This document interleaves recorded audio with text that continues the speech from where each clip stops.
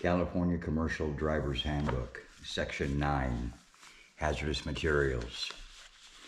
This section covers 9.1, Intent of the Regulations, 9.2, Hazardous Materials Transportation, Who Does What, 9.3, Communication Rules, 9.4, Loading and Unloading, 9.5, Bulk packaging, marking, loading, and unloading. Again, bulk packaging, marking, loading, and unloading. 9.6, hazardous materials, driving and parking rules. 9.7, hazardous materials, emergencies. 9.8, hazardous materials, glossary. This section is designed to assist you in understanding your role and responsibilities in hauling hazmat. Hazmat are products that pose a risk to health, safety, and property during transportation. The term often is shortened to hazmat, which you may see on road signs, or to HM in government regulations. Hazmat includes explosives, various types of gas, solids, flammable and combustible liquid, and other materials. Because of the risks involved and the potential consequences these risks impose, all levels of government regulate the handling of hazmat. Note: to ensure public safety, DMV examiners will not conduct commercial skills tests in vehicles displaying vehicle placards per CVC 27903. This includes vehicles carrying hazmat and/or wastes and vehicles which have not been purged of their hazardous cargo. CVC 15278A subsection 4 requires an H endorsement for those who drive a vehicle requiring placards. Your CDL tests will be based on your knowledge of federal transportation requirements. Text preceded by California, in quotes, refers to state, as in non-federal, requirements, which also apply when driving in California. The state requirements are strictly enforced. The Hazardous Materials Regulations, HMR, and common references are found in CFR, or Code of Federal Regulations, Title 49, Parts 171 through 180. The Hazardous Materials Table in the regulations contains a list of these items. However, this list is not all-inclusive. Whether or not a material is considered hazardous is based on its characteristics and the shipper's decision on whether or not the material meets a definition of a hazmat in the regulations. Due to the constantly changing nature of government regulations, it is impossible to guarantee absolute accuracy of the materials in this section. It is essential for you to have an up-to-date copy of the complete regulations. Included in these regulations is a complete glossary of terms. The regulations require vehicles transporting certain types or quantities of hazmat to display diamond-shaped, square, on-point warning signs called placards. You must have a CDL with an H endorsement before you drive any size vehicle that is used to transport hazmat as defined in CFR Title 49, 383.5. You must pass a knowledge test about the regulations and requirements to get this endorsement. Note: a CLP holder is prohibited from transporting hazmat. Everything you need to know to pass the knowledge test is in this section. However, this is only the beginning. Most drivers need to know much more on the job. You can learn more by reading and understanding the federal and state rules applicable to hazmat, as well as attending hazmat training courses. Your employer, colleges, universities, and various associations usually offer these courses. You can get copies of the federal regulations, CFR Title 49, through your local government printing office bookstore and various industry publishers. Union or company offices often have copies of the rules for driver use.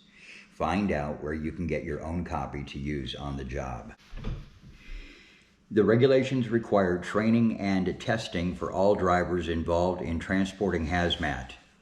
Your employer or a designated representative is required to provide this training and testing. Hazmat employers are required to keep a record of training for each employee as long as that employee is working with hazmat and for 90 days thereafter. The regulations require that hazmat employees be trained and tested at least once every 3 years. All drivers must be trained in the security risks of hazmat transportation. This training must include how to recognize and respond to possible security threats. The regulations also require that drivers have special training before driving a vehicle transporting certain flammable gas materials or highway route controlled quantities of radioactive materials. In addition, drivers transporting cargo tanks and portable tanks must receive specialized training. Each driver's employer or their designated representative must provide such training. Some locations require permits to transport certain explosives or bulk hazardous wastes. States and counties may also require drivers to follow special hazmat routes. The federal government may require permits or exemptions for special hazmat cargo, such as rocket fuel. Find out about permits, exemptions, and special routes for the places you drive. Permits. A permit or route restriction may be required to transport some classifications and quantities of hazmat. Contact CHP, California Highway Patrol, and DOT, Department of Transportation, for information. Permits and registrations may also be required for hazardous and medical waste transportation.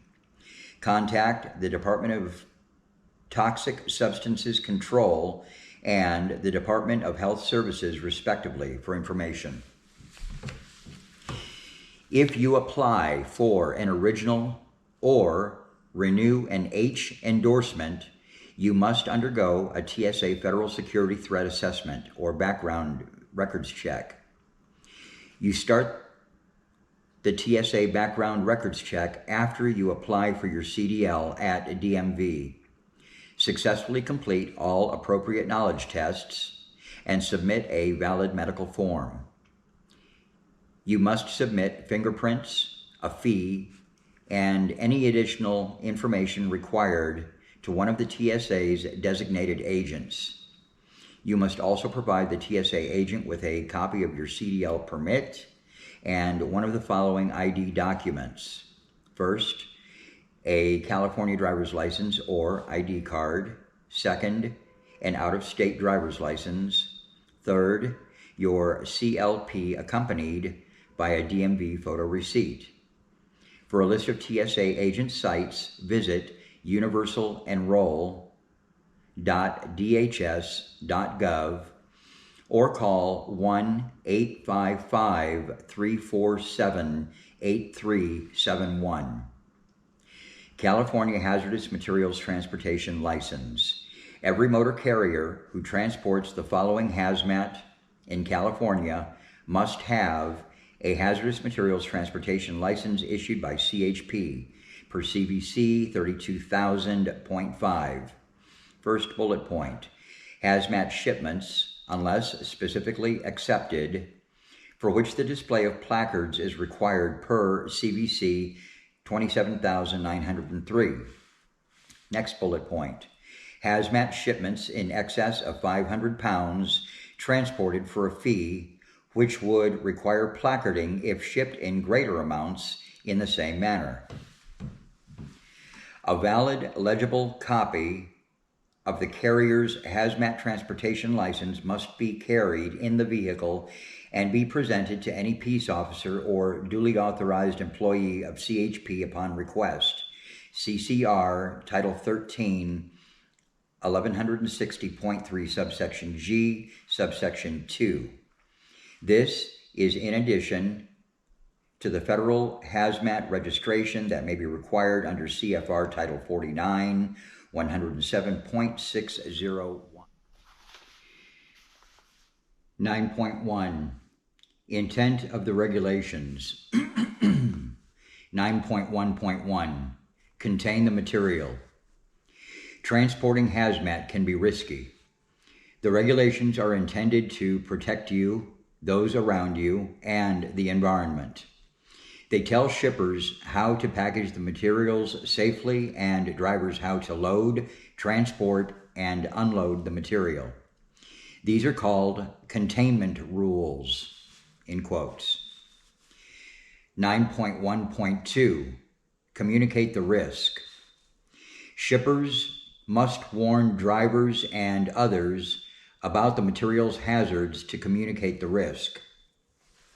The regulations require shippers to put hazard warning labels on packages, provide proper shipping papers, emergency response information, and placards. These steps communicate the hazard to the shipper, carrier, and driver. 9.1.3, assure safe drivers and equipment.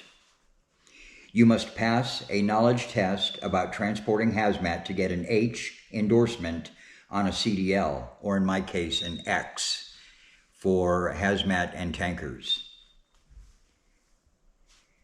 To pass the test, you must know how to, first bullet point, identify what is hazmat. Next, safely load shipments. Next, properly placard your vehicle in accordance with the rules. And finally, safely transport shipments. Learn the rules and follow them. Following the rules reduces the risk of injury from hazmat. Taking shortcuts by breaking rules is unsafe. Non-compliance with regulations can result in fines and jail. Inspect your vehicle before and during each trip. Law enforcement officers may stop and inspect your vehicle. When stopped, they may check your shipping papers, vehicle placards, CDL, H endorsement, and your knowledge of hazmat. 9.2. Hazardous materials transportation. Who does what? 9.2.1. The shipper. The shipper sends products from one place to another by truck, rail, vessel, or airplane. The shipper uses the hazmat regulations to determine the product's ID number, the product's proper shipping name, to determine the product's hazard class, its packing group, its correct packaging, its correct label and markings, and its correct placards. The shipper must package, mark, and label the materials, prepare shipping papers, provide emergency response information, and supply placards. The shipper must certify on the shipping paper that the shipment has been prepared according to the rules, unless you are pulling cargo tanks supplied by you or your employer. 9.2.2. The carrier. The carrier takes the shipment from the shipper to its destination. The carrier, or rather prior to transportation, the carrier checks that the shipper correctly described, marked, labeled, and otherwise prepared the shipment for transportation. The carrier refuses improper shipments. 9.2.3, the driver. The driver makes sure the shipper identified, marked, and labeled the hazmat properly. The driver refuses leaking packages and shipments. The driver placards the vehicle when loading if required. The driver safely transports the shipment without delay. The driver follows all special rules about transporting hazmat. The driver keeps hazmat shipping papers and emergency response information in the proper place. The driver reports accidents and incidents involving hazmat to the proper government agency when the accident/incident occurs while the driver is in physical control of the shipment. 9.3, communication rules. 9.3.1, definitions. Some words and phrases have special meanings when talking about hazmat. Some of these may differ from meanings you are used to.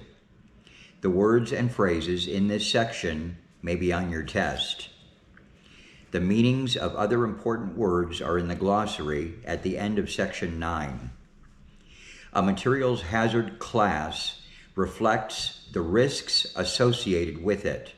There are 9 different hazard classes. The types of materials included in these 9 classes are in figure 9.1. A shipping paper, and I'm going to read 9.1 actually. I'll take a picture of it as well. Figure 9.1, hazardous materials class. There are 4 columns: class, division, name of class or division, and then examples. Starting with class 1, division 1.1, name of class is mass explosion. Name of class or division is mass explosion. Examples would be dynamite. Division 1.2 is projection hazard. An example is flares. Division 1.3 is fire hazard. Examples, or an example would be display fireworks. Division 1.4 is minor explosion. An example is ammunition. Division 1.5, name of class is very insensitive. An example would be blasting agents. Division 1.6 is extremely insensitive. An example would be explosive devices. Class 2, falling under Class 2 now. Division 2.1, flammable gases. And it's hard to tell the way this is set up. There's 3 classes or divisions, but 4 examples. So I believe the first example, being propane, falls under flammable gases. Helium might as well, I'm not sure. Class 2, division 2.2 is non-flammable gases. Again, 2.1 was flammable gases with propane and possibly helium.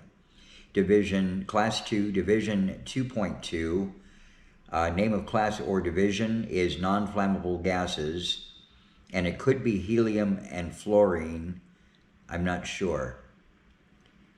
Class 2, division 2.3, poisonous toxic gases. Could be fluorine and then compressed. I'll take a picture of it. You'll see what I mean when you look at the picture, that it's kind of hard to tell what line goes with what line. Moving on. Class 3, there is no division. Name of class or division is flammable liquids. An example is gasoline. Class 4, division 4.1, Name of class or division, flammable solids, such as ammonium. Under class 4, 4.2 is spontaneously combustible. An example is picrate, wetted picrate.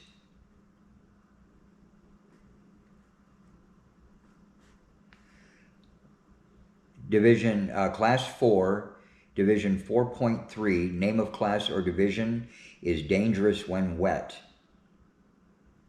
And I'm not sure if white phosphorus falls under spontaneously combustible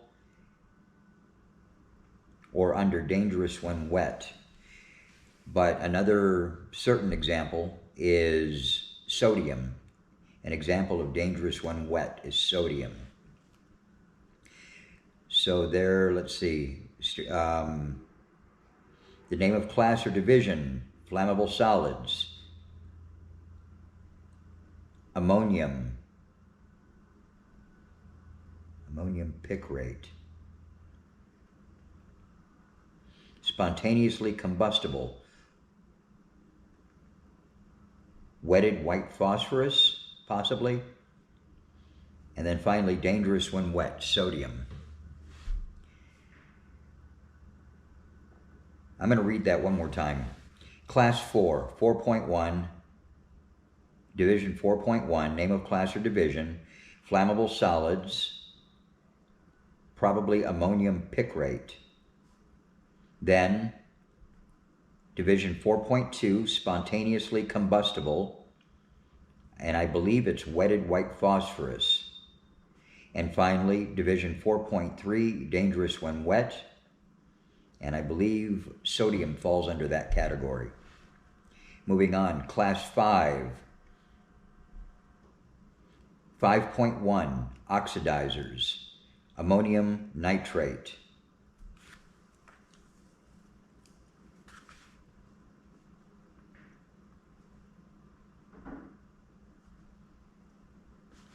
Boy, they don't make this easy. 5.1 oxidizers, ammonium nitrate, I believe. Under 5.2, organic peroxides, methyl, ethyl, ketone, and peroxide. I don't know if peroxide is a continuation of methyl, ethyl, ketone, or if it's in its own category, or its own name. So again, 5.1 oxidizers, ammonium nitrate, 5.2 organic peroxides. I believe that's methyl ethyl ketone and peroxide. Class 6, 6.1, poison, toxic material, potassium cyanide, and then Division 6.2, infectious substances, such as the anthrax virus. Class 7, there is no division. The name of class or division is radioactive. An example is uranium. Class 8, there is no division. Name of class or division is corrosives. An example is battery fluid. Class 9, there is no division. Name of class or division is miscellaneous hazmat. An example would be polychlorinated biphenyls, PCB. In the next box, there is no class, there is no division. Class says none.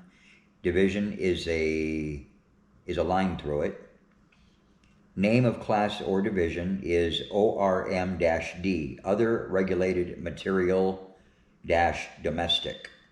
An example is food flavorings and medicines. And then in the final section, in the final line, there is no class. Division has a line through it. Name of class or division is combustible liquids. An example is fuel oil.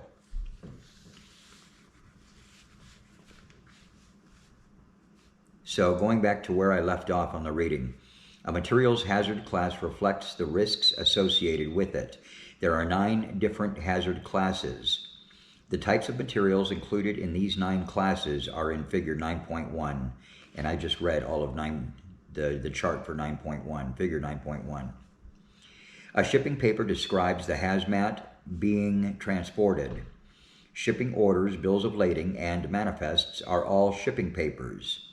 Figure 9.6 shows an example of a shipping paper. After an accident or hazmat spill or leak, you may be injured and unable to communicate the hazards of the materials you are transporting. Firefighters and police can prevent or reduce the amount of damage or injury at the scene if they know what hazmat is being carried. Your life and the lives of others may depend on quickly locating the hazmat shipping papers. For that reason, the rules require, first bullet point, shippers to describe hazmat correctly and include an emergency response telephone number on shipping papers. Second bullet point, carriers and drivers to quickly identify hazmat shipping papers or keep them on top of other shipping papers and keep the required emergency response information with the shipping papers. Third bullet point, drivers to keep hazmat shipping papers in or on a pouch on the driver's door in clear view within immediate reach while the seat belt is fastened while driving. And finally, the driver's seat when out of the vehicle. 9.3.2, package labels. Shippers put diamond-shaped hazard warning labels on most hazmat packages. These labels inform others of the hazard. If the diamond label will not fit on the package, shippers may put the label on a tag securely attached to the package. For example, compressed gas cylinders that will not hold a label will have tags or decals. Figure 9.2 shows examples of labels.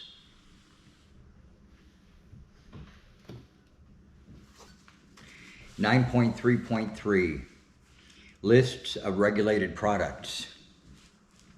Placards. Placards are used to warn others of hazmat.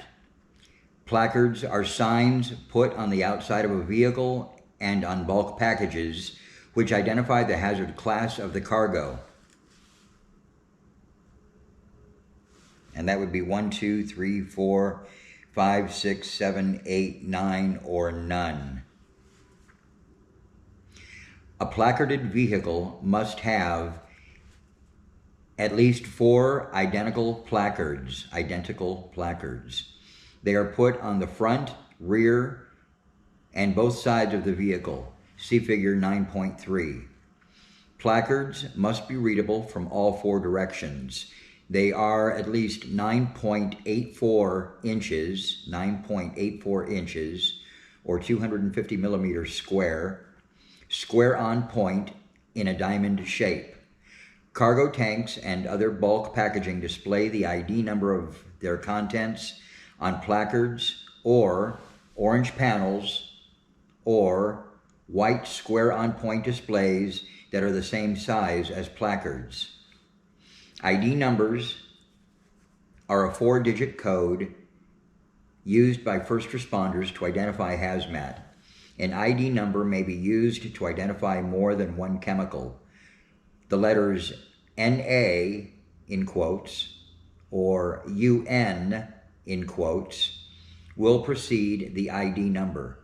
The U.S. Department of Transportation Emergency Response Guidebook, ERG, lists the chemicals and the ID numbers assigned to them. There are 3 main lists used by shippers, carriers, and drivers when trying to identify hazmat. Before transporting a material, look for its name on 3 lists. Some materials are on all lists, others on only one. Always check the following lists. CFR. The first is CFR. Title 49, 172.101, Hazardous Materials Table. Next is Appendix A to CFR.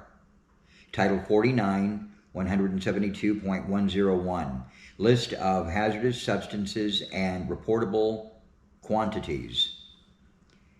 Finally is Appendix B to CFR, Title 49, 172.101, List of marine pollutants.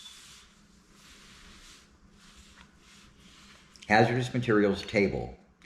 Table 9.4 shows part of the hazardous materials table. Column 1 tells which shipping modes, the entry affects, and other information concerning the shipping description. The next 5 columns show each material's shipping name, hazard class or division, ID number, packaging group, and required labels. I'll read that again. The next 5 columns show each material's shipping name, hazard class or division, ID number, packaging group, and required labels. Column 1. 6 different symbols may appear in column 1 on the table. The first symbol is a plus. Shows the proper shipping name, hazard class, and packing group to use, even if the material does not meet the hazard class definition. Next is a capital letter A. Means that hazmat described in column 2 is subject to HMR only when offered or intended for transport by air, unless it is a hazardous substance or waste. The next symbol is a W. This means that the hazmat described in column 2 is subject to HMR only when offered or intended for transportation by water, unless it is a hazardous substance, waste, or marine pollutant. The next symbol is D, like David. This means the proper shipping name is appropriate for describing materials for domestic transportation, but may not be proper for international transportation. The next symbol is I. Identifies a major shipping name that is used to describe materials in international transportation. A different shipping name may be used when only domestic transportation is involved. The next is the letter G, like George. This means the hazmat described in column 2 is a generic shipping name. A generic shipping name must be accompanied by a technical name on the shipping paper. A technical name is a specific chemical that makes the product hazardous.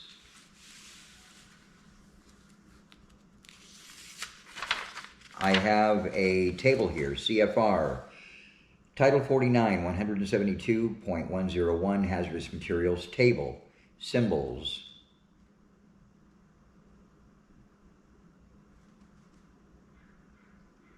One, two, three, 4, 5, 6, 7, 8, 9, 10. 1, 2, 3, 4, 5, 6, 7, 8. There are 8 general categories, but 10 columns. The first column is symbols. The next column is hazmat description and proper shipping names. The next column is hazard class or division. The next column is identification numbers. The next column is PG, like PG rated. The next column is label codes. The next column is special provisions. And the final column is packaging, 173 asterisk, asterisk, asterisk. And under that heading of packaging falls 3 columns. The first is exceptions, the second is non-bulk, and the final one, the last one, is bulk.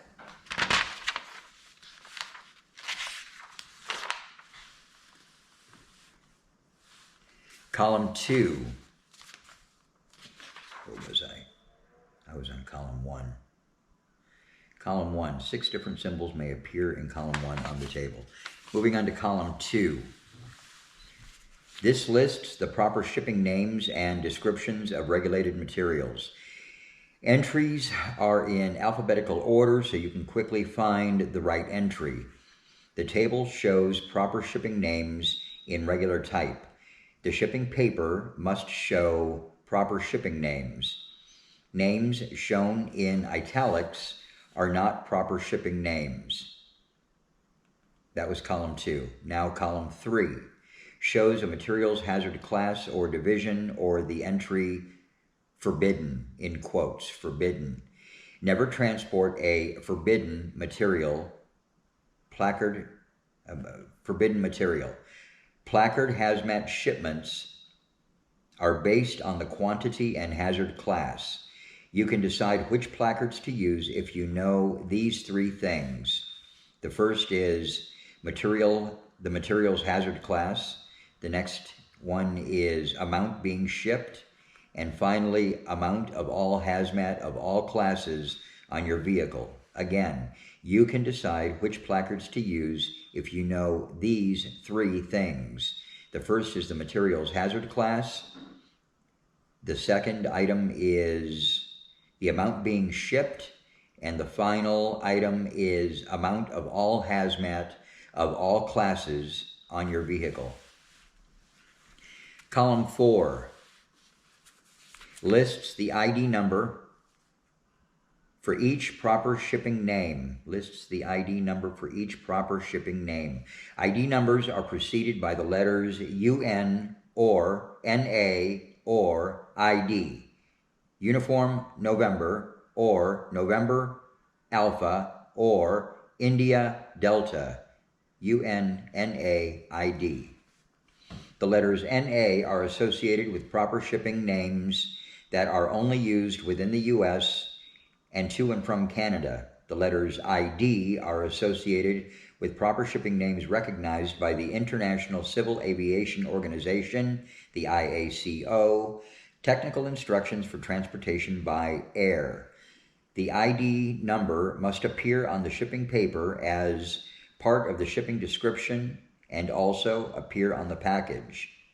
It also must appear on cargo tanks and other bulk packaging. Police and firefighters use this number to quickly identify the hazmat.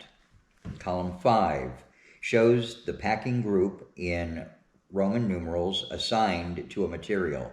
Column 5 shows the packing group in Roman numerals assigned to a material. Column 6 shows the hazard warning labels shippers must put on packages of hazmat. Some products require use of more than one label due to multiple hazards being present. That's column 6. Column 7 lists the additional special provisions that apply to this material. When there is an entry in this column, you must refer to the CFR for specific information. The numbers 1 through 6 in the column mean the hazmat is a poison inhalation hazard. Again, the numbers 1 through 6 in this column mean the hazmat is a poison inhalation hazard. Poison inhalation hazard materials have special requirements for shipping papers, marking, and placards. That was column 7. Column 8 is a 3-part column showing the section numbers covering the packaging requirements for each hazmat. Note, columns 9 and 10 do not apply to transportation by highway. Appendix A to CFR Title 49, 172.101, List of Hazardous Substances and Reportable Quantities. The Department of Transportation and the EPA, Environmental Protection Agency, want to know about spills of hazardous substances. They are named in the list of hazardous substances and reportable quantities. See Figure 9.5, Column 3 of the list. See Figure 9.5. See Figure 9.5. Column 3 of the list shows each product's reportable quantity, RQ. That was it. Column 3 of the list shows each product's reportable quantity, or RQ. When these materials are being transported in an RQ or greater in one package, the shipper displays the letters RQ on the shipping paper and package. The shipper displays the letters RQ on the shipping paper and package. The letters RQ may appear before or after the basic description. You or your employer may report any spills of these materials which occur in an RQ. Appendix A to 49 CFR 172.101, list of hazardous substances and reportable quantities, and it's Figure 9.5. Hazardous substances. Phenol, I can't even see this. Phenol, mercaptan, M-E-R-C-A-P-T-A-N, phenol mercaptan, reportable quantity, RQ, in pounds and kilograms, 100 pounds, 45.4 kilograms. Next is phenyl mercury acetate, 100 pounds or 45.4 kilograms. Next is phenylthiourea, 100 pounds, 45.4 kilograms. Next hazardous substance is phorate, 10 pounds or 4.54 kilograms. Next is phosgene. Reportable quantity is 10 pounds, 4.54 kilograms.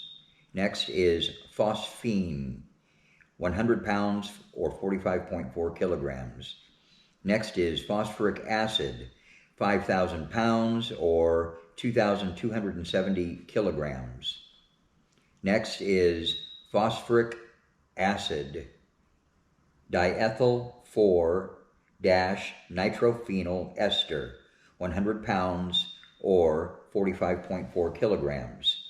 Next is phosphoric acid, lead, +2, salt, 2.3, salt, 10 pounds or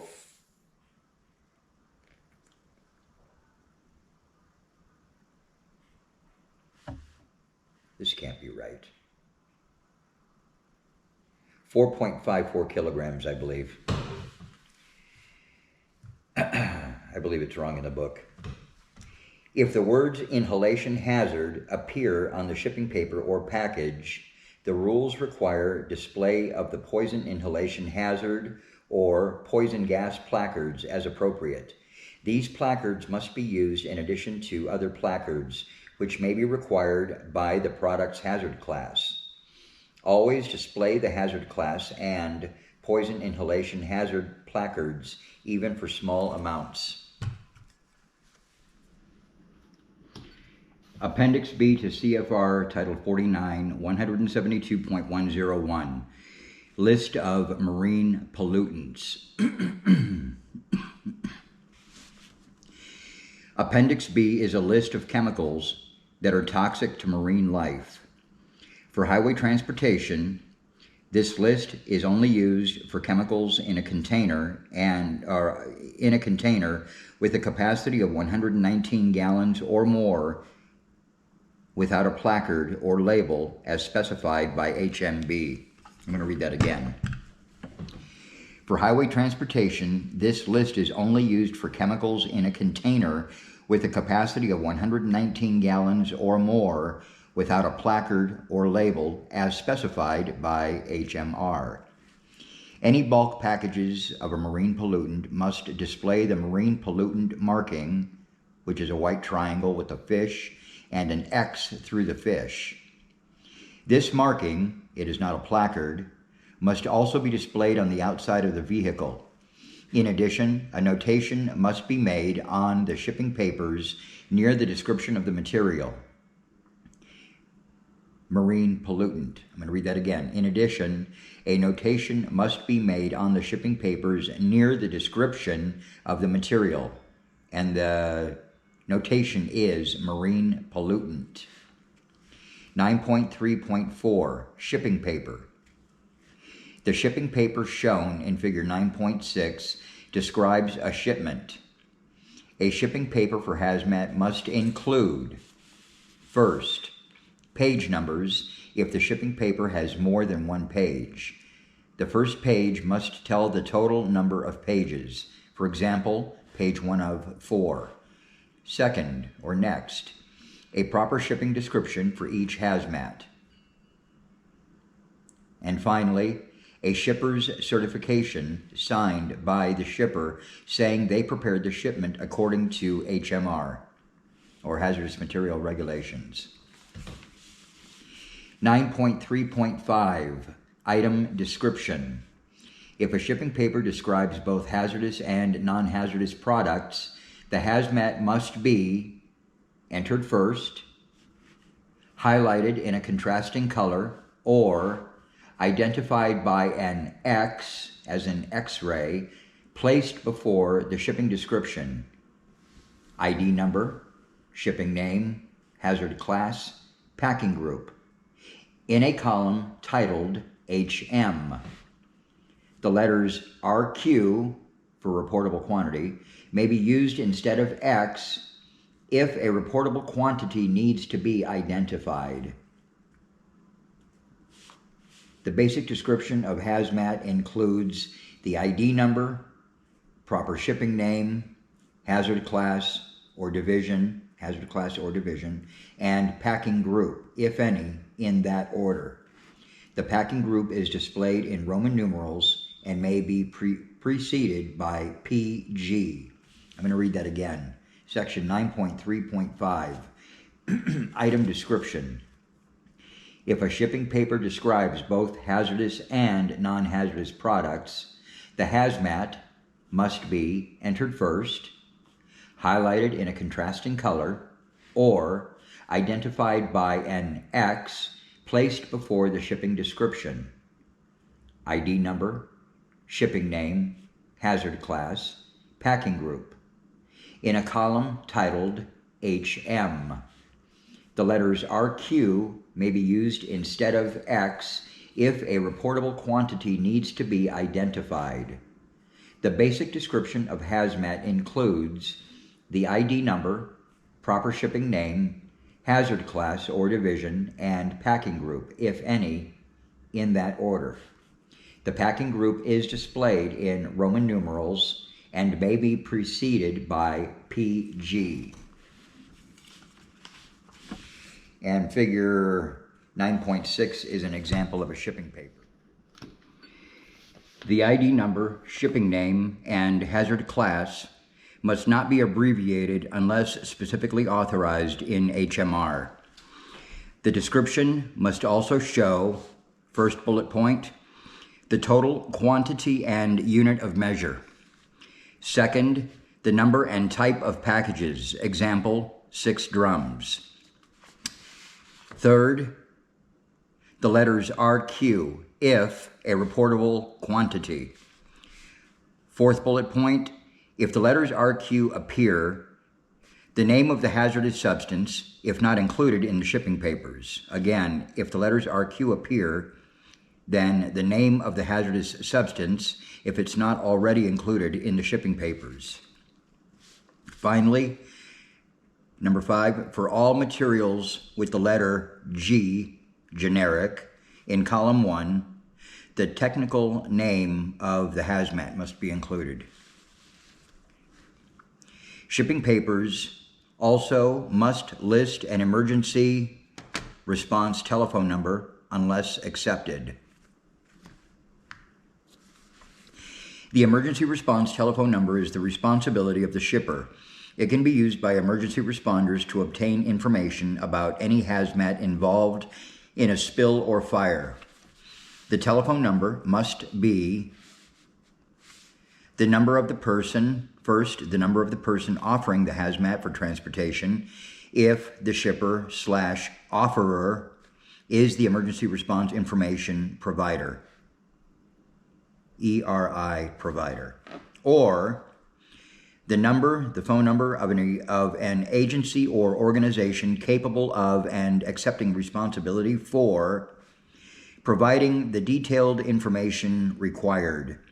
The person who is registered with the ERI provider must be identified on the shipping paper by name, contract number, or other unique identifier assigned by the ERI provider.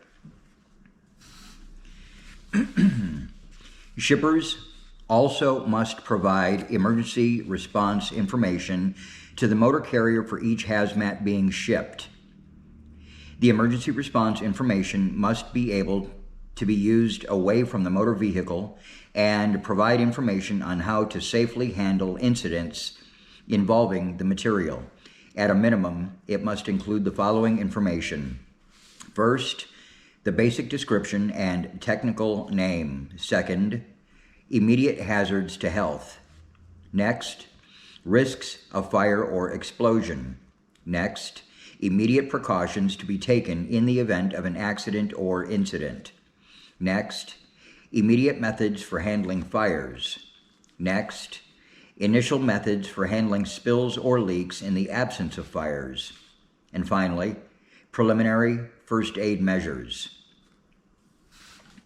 Such information can be on the shipping paper or some other document that includes the basic description and technical name of the hazmat. It also may be in a guidance book, such as the Emergency Response Guidebook, ERG. Motor carriers may assist shippers by keeping an ERG on each vehicle carrying hazmat. The driver must provide the emergency response information to any federal, state, or local authority responding to or investigating a hazmat incident. Total quantity, number, and type of packages must appear before or after the basic description. The packaging type and the unit of measurement may be abbreviated. For example, 10 CTNS for 10 cartons. 10 cartons, UN 1263, paint, 3, PG Roman numeral 2, 500 pounds. The shipper of hazardous wastes must put the word waste before the proper shipping name of the material on the shipping paper, hazardous waste manifest. For example, UN 1090, waste acetone, 3, PG Roman numeral 2. A non-hazardous material may not be described by using a hazard class or ID number. Shippers must keep a copy of shipping papers or an electronic image for a period of 2 years or 3 years for hazardous waste after the material is accepted by the initial carrier. If a shipper provides a carrier service only and is not the originator of the shipment, a carrier is required to keep a copy of the shipping paper or an electronic image for a period of 1 year. Important.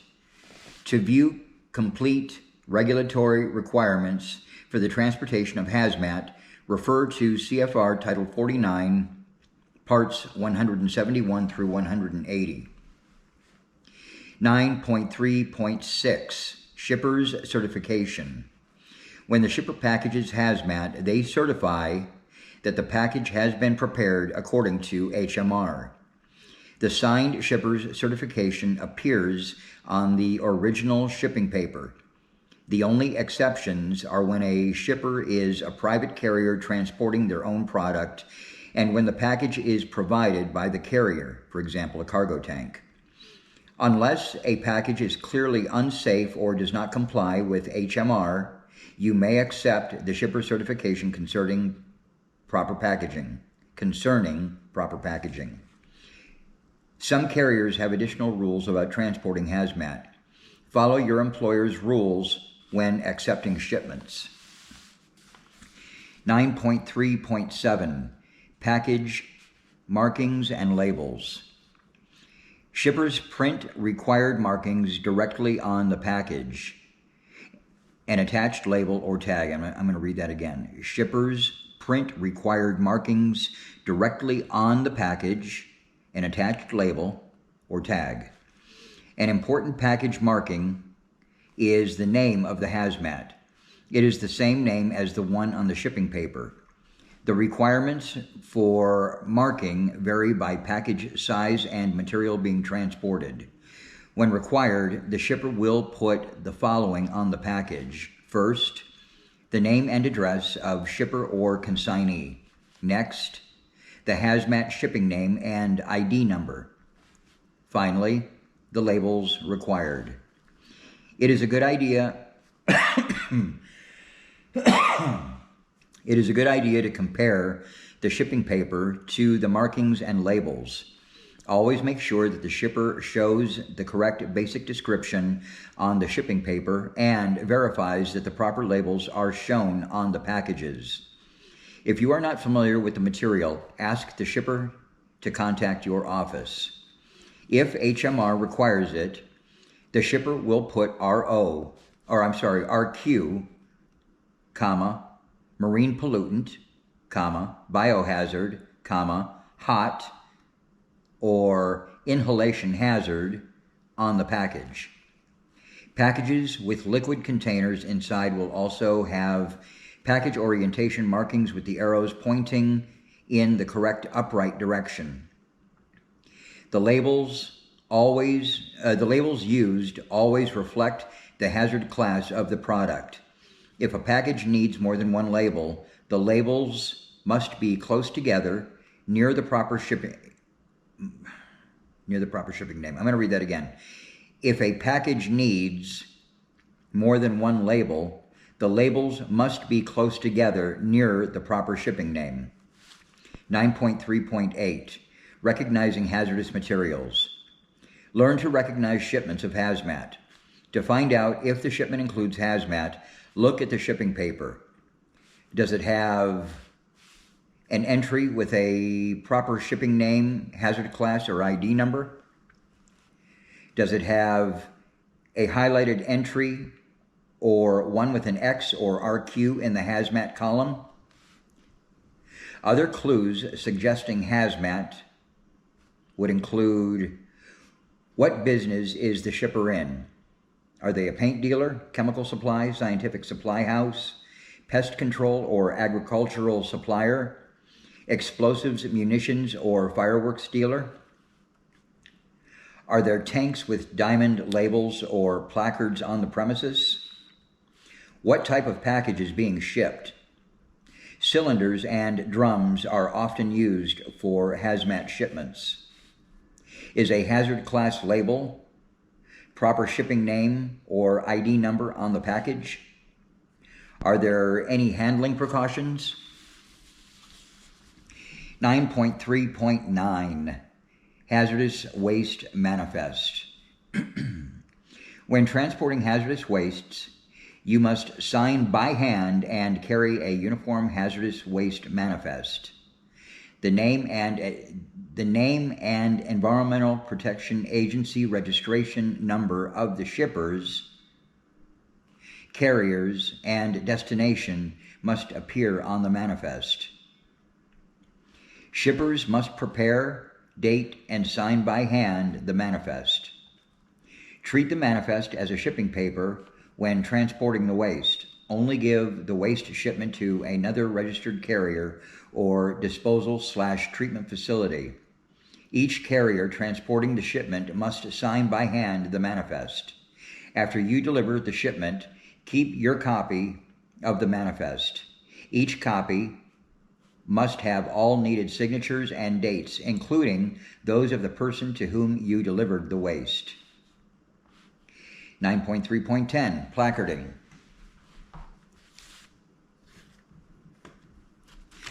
Attach the appropriate placards to the vehicle before you drive it. You are only allowed to move an improperly placarded vehicle during an emergency to protect life or property. Placards must appear on both sides and ends of the vehicle. The front placard may be on the front of the tractor or trailer. Each placard must be easily seen from the direction it faces. Each placard must be placed so the words or numbers are level and read from left to right. Each placard must be at least 3 inches away from any other markings. Each placard must be kept clear of attachments or devices such as ladders, doors, or tarpaulins. Each placard must be kept clean and undamaged so that the color, format, and message are easily seen. And finally, each placard must be affixed to a background of contrasting color. Note: the use of, quote, "drive safely," unquote, and other slogans is prohibited. To decide which placards to use, you need to know, first, the hazard class of the materials, next, the amount of hazmat shipped, and the total weight of all classes of hazmat on your vehicle. 9.3.11 Placard Tables. There are 2 placard tables, Table 1 and Table 2. Table 1 materials must be placarded whenever any amount is transported. See Figure 9.7. Except for bulk packaging, the hazard classes in Table 2 need placards only if the total amount transported is 1,001 pounds or more, including the package. Add the amounts from all shipping papers for the Table 2 products you have on board. See Figure 9.8. You may use dangerous placards instead of separate placards for each Table 2 hazard class when you have 1,001 pounds or more of 2 or more Table 2 hazard classes requiring different placards, and you have not loaded 2,205 pounds or more of any Table 2 hazard class material at any one place. You must use the specific placard for this material.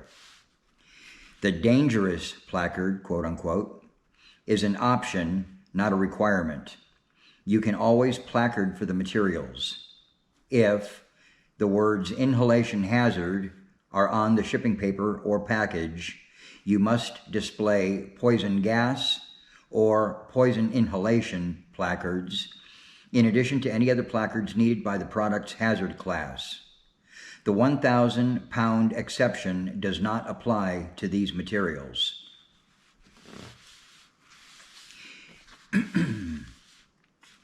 Materials with a secondary hazard of dangerous when wet must display the dangerous when wet placard in addition to any other placards needed by the product's hazard class. I'm going to read that again. Materials with a secondary hazard class of dangerous when wet must display the dangerous when wet, quote unquote, placard in addition to any other placards needed by the product's hazard class. The 1,000 pound exception to placarding does not apply to these materials.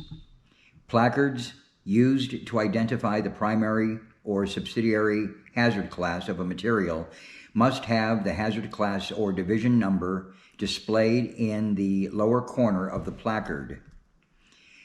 Permanently affixed subsidiary hazard placards without the hazard class number may be used as long as they stay within the color specifications.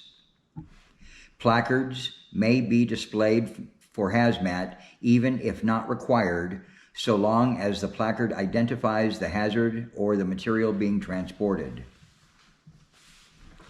Reading now from Placard Table 1 of 2 tables. Placard Table 1, any amount. If your vehicle contains any amount of 1.1 mass explosives, placard as explosives 1.1. If your vehicle contains any amount of 1.2 project hazards, placard as explosives 1.2. If your vehicle contains any amount of 1.3 mass fire hazards, placard as explosives 1.3. If your vehicle contains any amount of 2.3 poisonous/toxic gases, placard as poison gas. If your vehicle contains any amount of 4.3 dangerous when wet, placard as dangerous when wet. If your vehicle contains any amount of 5.2 organic peroxide, type B, liquid or solid, temperature controlled, placard as organic peroxide.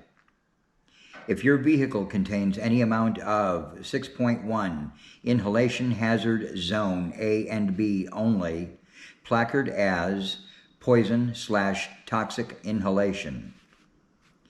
Finally, if your vehicle contains any amount of radioactive yellow Roman numeral 3 label only, placard as radioactive. Read it again.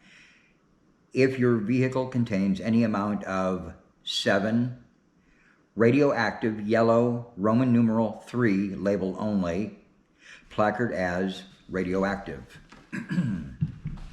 Reading now from placard table number 2, 1,001 pounds or more. Category of material,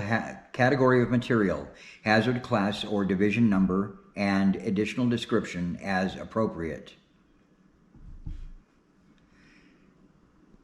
The first is 1.4, minor explosion. Placard name is explosives 1.4. Next is 1.5, very insensitive. Placard name is explosives 1.5. 1.6, extremely insensitive. Placard name is explosives 1.6. 2.1, flammable gases. Placard name is flammable gas. 2.2, non-flammable gases. Placard name is non-flammable gas. 3, flammable liquids. Placard name is flammable. Combustible liquid. Placard name is combustible. And there's an asterisk underneath it. It says, flammable may be used in place of a combustible on a cargo tank or portable tank.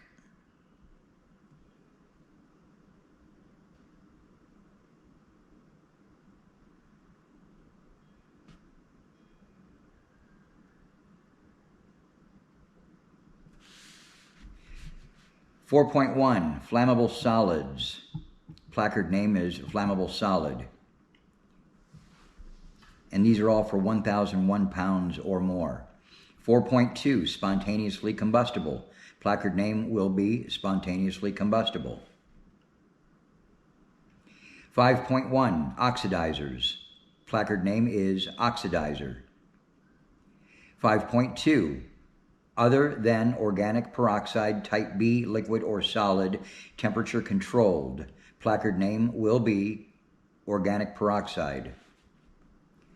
6.1, other than inhalation hazard zone A or B, placard name will be poison. 6.2, infectious substances. Under placard name it says none. 8, corrosives. Placard name will be corrosive. 9, miscellaneous hazmat. Placard name will be Class 9. And there's a note, Class 9 placard is not required for domestic transportation.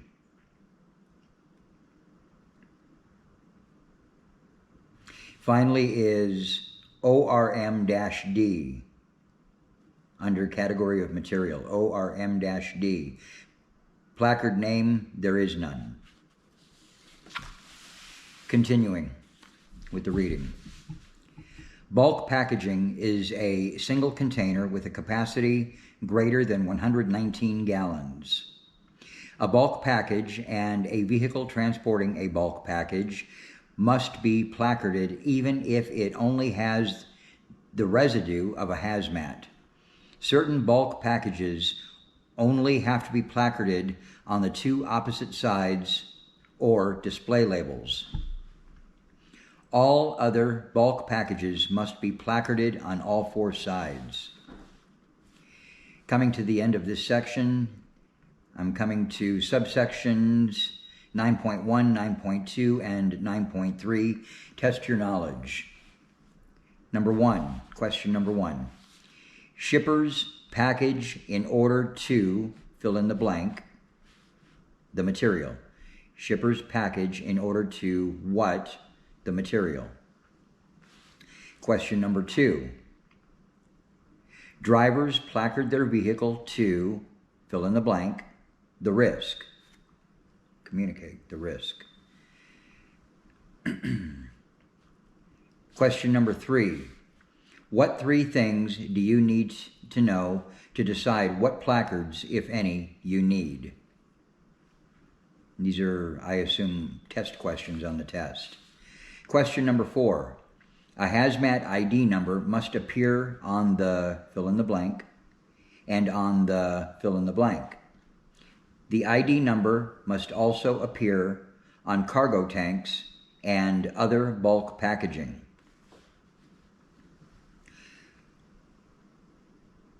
Question number five. Where must you keep shipping papers describing hazmat?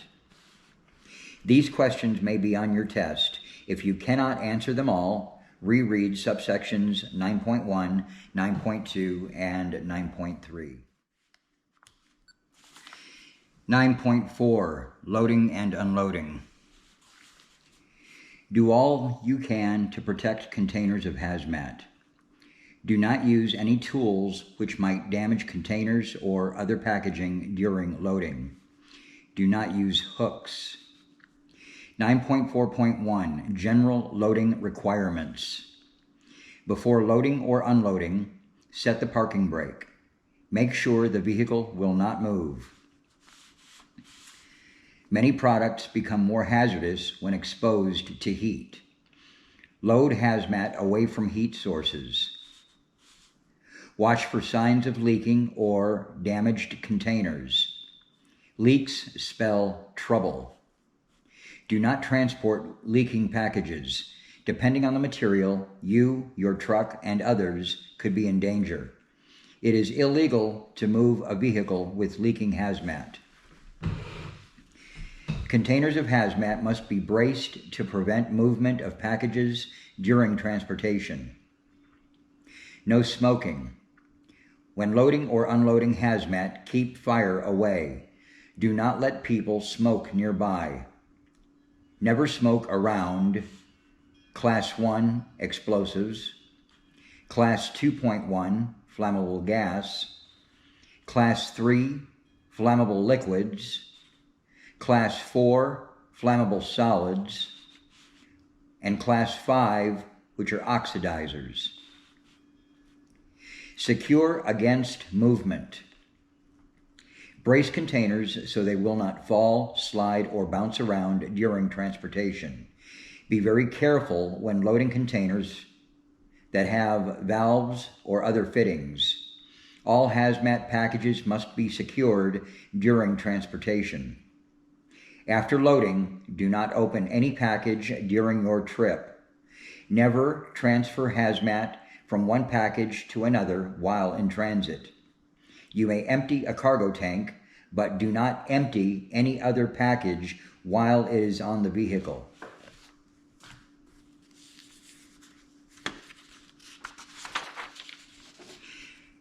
Cargo heater rules. There are special cargo heater rules for loading. Class 1 explosives, Class 2.1 flammable gas, Class 3, flammable liquids. The rules usually forbid use of cargo heaters, including automatic cargo heater/air conditioner units. Unless you have read all the related rules, do not load the above products in a cargo space that has a heater. Use closed cargo space. You cannot have overhang or tailgate loads of Class 1 explosives, Class 4 flammable solids, Class 5 oxidizers. You must load these hazmat into a closed cargo space unless all packages are fire and water resistant, covered with a fire and water resistant tarp. That was the end of that. Covered with a fire and water resistant tarp. Precautions for specific hazards. Class 1 explosives materials. Turn your engine off before loading or unloading any explosives. Then check the cargo space. You must disable cargo heaters, disconnect heater power sources, and drain heater fuel tanks. Make sure there are no sharp points that might damage cargo. Look for bolts, screws, nails, broken side panels, and broken floorboards. Use a floor lining with Division 1.1, 1.2, or 1.3 explosives. The floors must be tight, and the liner must be either non-metallic material or non-ferrous metal. Non-ferrous metals are any metal that does not contain iron or iron alloys. Use extra care to protect explosives. Never use hooks or other metal tools. Never drop, throw, or roll packages. Protect explosive packages from other cargo that might cause damage. Do not transfer a Division 1.1, 1.2, or 1.3 explosive from one vehicle to another on a public roadway except in an emergency. If safety requires an emergency transfer, set out red warning reflectors, flags, or electric lanterns. You must warn others on the road. Never transport damaged packages of explosives. Do not accept a package that shows any dampness or oily stain. Do not transport Division 1.1 or 1.2 explosives in vehicle combinations if there is a marked or placarded cargo tank in the combination. Next, do not transport Division 1.1 or 1.2 explosives in vehicle combinations if the other vehicle in the combination contains Division 1.1A initiating explosives, packages of Class 7 radioactive materials labeled Yellow 3, Roman numeral 3, Division 2.3 poisonous gas, or Division 6.1 poisonous materials. And finally, do not transport Division 1.1 or 1.2 explosives in vehicle combinations if hazmat in a portable tank on a DOT spec, if hazmat in a portable tank on a DOT spec 106A or 110A tank. Class 4 flammable solids and Class 5 oxidizers materials.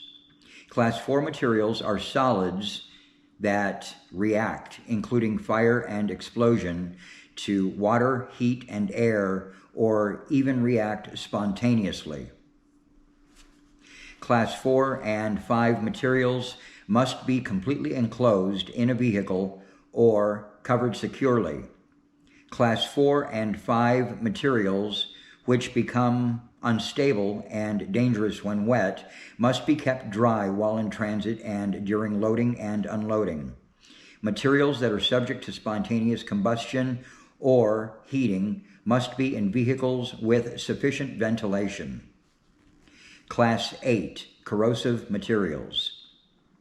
If loading by hand, load breakable containers of corrosive liquid one by one. Keep them right side up. Do not drop or roll the containers. Load them onto an even floor surface. Stack carboys only if the lower tiers can bear the weight of the upper tiers safely. Do not load nitric acid above any other product. Load charged storage batteries so their liquid will not spill.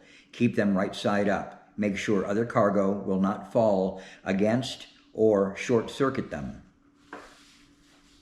Never load corrosive liquids next to or above Division 1.4 Explosives C.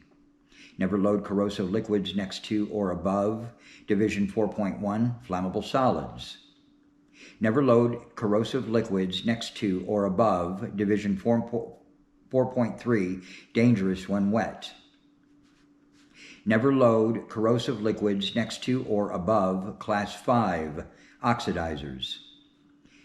Never load corrosive liquids next to or above Division 2.3 Zone B Poisonous gases. Never load corrosive liquids with Division 1.1 or 1.2. Never load corrosive liquids with Division 1.2 or 1.3. Never load corrosive liquids with Division 1.5 blasting agents. Never load corrosive liquids with Division 2.3 Zone A poisonous gases. Never load corrosive liquids with Division 4.2 spontaneously combustible materials. Never load corrosive liquids with Division 6.1 PG1 Zone A poison liquids. Moving on, Class 2 compressed gases, materials including cryogenic liquids.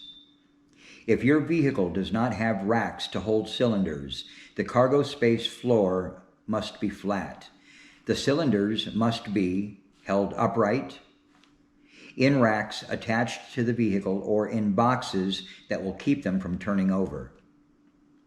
Cylinders may be loaded in a horizontal position, lying down, if it is designed so the relief valve is in the vapor space.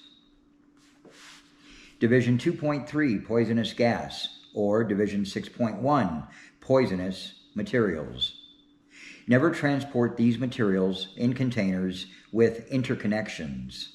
Never load a package labeled poison or poison inhalation hazard in the driver's cab or sleeper or with any food material for human or animal consumption. There are special rules for loading and unloading Class 2 materials in cargo tanks. You must have special training to do this. Class 7, radioactive materials. Some packages of Class 7 radioactive materials bear a number called the transport index. The shipper labels these packages radioactive Roman numeral 2 or radioactive Roman numeral 3 and prints the package's transport index on the label. Radiation surrounds each package, passing through all nearby packages. To deal with this problem, the number of packages you can load together is controlled. Their closeness to people, animals, and unexposed film is also controlled. The transport index tells the degree of control needed during transportation. The new transport index of all packages in a single vehicle must not exceed 50. Read it again. The total transport index of all packages in a single vehicle must not exceed 50. Table A in this section, CFR Title 49, 177.842, shows rules for each transport index. It shows how close you can load Class 7 radioactive materials to people, animals, or film. For example, you cannot leave a package with a transport index of 1.1 within 2 feet of people or cargo space walls.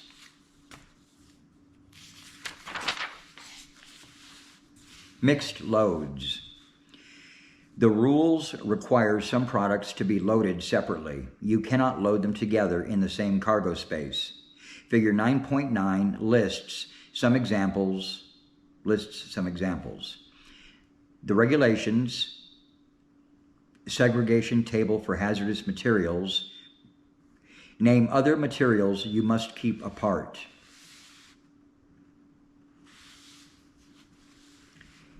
I'm reading from Figure 9.9, the Do Not Load table. 2 columns, do not load and in the same vehicle with.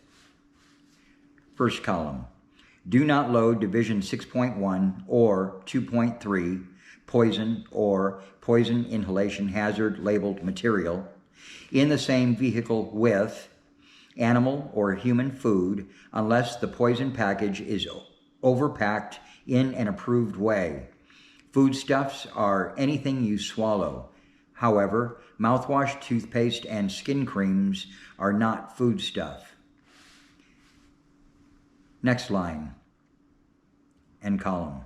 Do not load Division 2.3 poisonous gas, Zone A, or Division 6.1 poison liquids, PG Roman numeral 1, Zone A, in the same vehicle with Division 1.1, 1.2, 1.3 explosives, Division 5.1 oxidizers, Class 3 flammable liquids, Class 8 corrosive liquids, Division 5.2 organic peroxides, Division 1.2, 1.3, read it again, Division 1.1, 1.2, 1.3 explosives, Division 1.5 blasting agents, Division 2.1 flammable gases, and finally Class 4 flammable solids. Do not load charged storage batteries in the same vehicle with Division 1.1. Do not load Class 1 detonating primers in the same vehicle with any other explosives unless in authorized containers or packages. Do not load Division 6.1 cyanides or cyanide mixtures in the same vehicle with acids, corrosive materials, or other acidic materials which could release hydrocyanic acid, for example, cyanides, inorganic, I don't know what NOS is, and finally silver cyanide, sodium cyanide. I'm going to read that again. Do not load Division 6.1 cyanides or cyanide mixtures in the same vehicle with acids, corrosive materials, or other acidic materials which could release hydrocyanic acid, for example, cyanides, inorganic, NOS silver cyanide, sodium cyanide. Do not load nitric acid, Class 8, in the same vehicle with other materials unless the nitric acid is not loaded above any other material. Subsection 9.4, test your knowledge. Question number 1. Around which hazard classes must you never smoke? Question number 2. Which 3 hazard classes should not be loaded into a trailer that has a heater/air conditioner unit? Question 3. Should the floor liner required for Division 1.1 or 1.2 materials be stainless steel? Question number 4. At the shipper's dock, you are given a paper for 100 cartons of battery acid. You already have 100 pounds of dry silver cyanide on board. What precautions do you have to take? Question number 5. Name a hazard class that uses transport indexes to determine the amount that can be loaded in a single vehicle. These questions may be on your test. If you cannot answer them all, reread subsection 9.4.